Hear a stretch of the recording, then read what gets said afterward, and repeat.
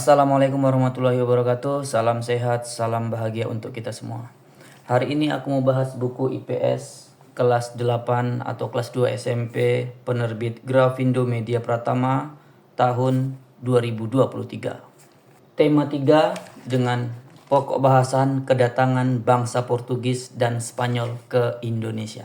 Materi ini adalah materi yang sedang aku ajarkan di sekolah SMP Negeri 11 Mandau. Nah, kalian pasti penasaran kan bagaimana sih sejarah bangsa Portugis dan Spanyol dulu untuk sampai di Indonesia? Apa sih yang mereka cari di Indonesia? Apakah cuma rempah-rempah atau ada faktor lain? Mari kita bahas.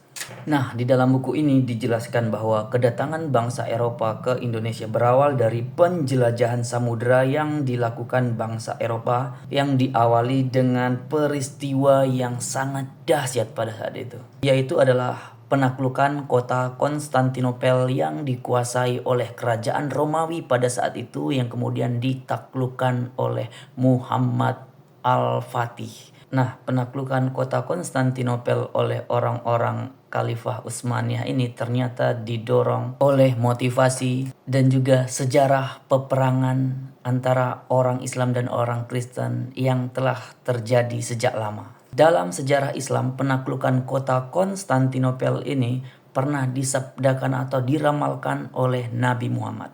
Atas dasar ramalan itulah yang kemudian memotivasi orang-orang Islam untuk menaklukkan kota Konstantinopel. Penaklukan kota Konstantinopel oleh orang-orang Islam ternyata telah terjadi beberapa kali percobaan tetapi gagal dikarenakan kokohnya tembok pertahanan kota itu.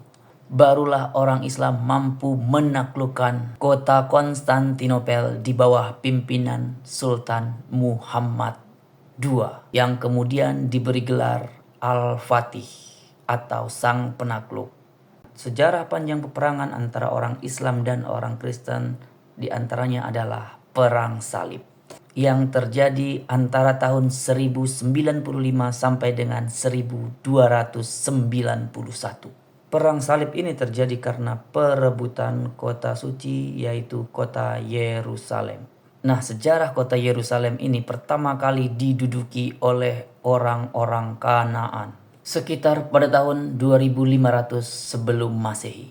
Kemudian setelah adanya agama Yahudi, kota Yerusalem dikuasai oleh orang-orang Yahudi. Kemudian saat agama Kristen muncul pada abad ke-1 Masehi, kota Yerusalem dikuasai oleh orang-orang Kristen.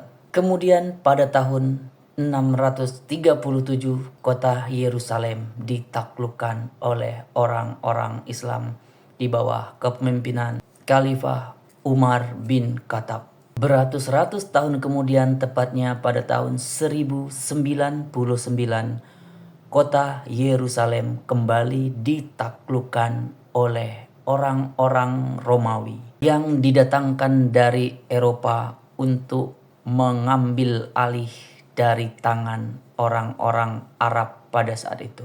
Puluhan tahun kemudian, tepatnya pada tahun 1187, kota Yerusalem kembali ditaklukkan oleh orang-orang Islam di bawah kepemimpinan Salahuddin Al-Ayyubi setelah mengalahkan para tentara salib. Nah, itulah tadi sejarah panjang peperangan antara orang Islam dan orang Kristen. Di dalam buku ini juga dijelaskan faktor-faktor pendorong orang-orang Eropa dalam penjelajahan samudera. Ada 10 faktor, beberapa faktor diantaranya adalah: yang pertama, adanya semangat penaklukan terhadap orang-orang Muslim.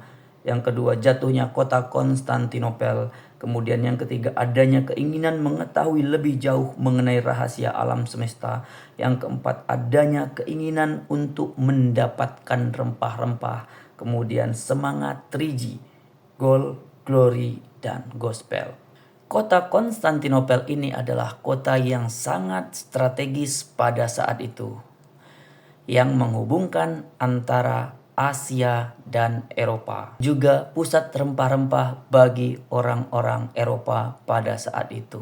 Setelah penaklukan kota Konstantinopel oleh Muhammad Al-Fatih dari Khalifah Utsmaniyah, dikarenakan tingginya pajak yang dikenakan oleh Khalifah Utsmaniyah kepada orang-orang Romawi pada saat itu, dan juga karena ketidakmauan orang-orang Eropa tunduk terhadap orang-orang Islam, maka orang Romawi pada saat itu mencari hasil rempah-rempah dari belahan dunia lain. Sehingga dimulailah penjelajahan samudera oleh orang-orang Eropa. Pada awal penjelajahan samudera antara orang Portugis dan orang Spanyol selalu berperang antar sesama mereka dikarenakan perebutan wilayah jajahan.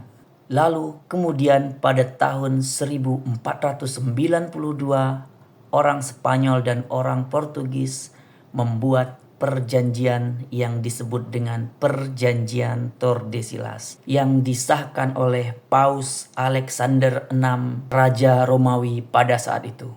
Hasil perjanjian Tordesillas ini adalah membagi wilayah pelayaran atau jalur pelayaran menjadi dua bagian. Bangsa Portugis mendapat jalur atau rute pelayaran dari arah Eropa ke bagian timur. Kemudian bangsa Spanyol mendapat rute pelayaran dari arah Eropa ke arah barat. Hal itulah yang menyebabkan bangsa Portugis pertama sampai ke Nusantara. Bangsa Portugis pertama kali sampai di Asia Tenggara di Selat Malaka yang sekarang negara Malaysia pada tahun 1509. Kemudian pada tahun 1511 bangsa Portugis mampu menaklukkan Selat Malaka di bawah pimpinan Alfonso de Albuquerque. Kemudian karena bangsa Portugis menyadari bahwa Selat Malaka bukanlah pusat rempah-rempah, maka pada tahun 1512 bangsa Portugis melakukan ekspansi ke wilayah Nusantara yaitu Maluku di bawah pimpinan Antonio de Abreu. Barulah sekitar 9 tahun kemudian bangsa Spanyol sampai di Indonesia. Tepatnya pada tahun 1521, di mana kedatangan bangsa Spanyol itu membuat pertikaian dengan bangsa Portugis. Pertikaian itu terjadi akibat perebutan wilayah. Karena pertikaian itu sehingga antara bangsa Spanyol dan bangsa Portugis kembali membuat perjanjian, yaitu Perjanjian Zaragoza. Hasil dari Perjanjian Zaragoza itu adalah Spanyol harus angkat kaki dari Maluku dan dominasi Portugis di Maluku berhasil dipertahankan. Nah, itulah tadi sejarah awal kedatangan bangsa Portugis dan bangsa Spanyol di Indonesia. Sampai jumpa di video selanjutnya. Assalamualaikum warahmatullahi wabarakatuh.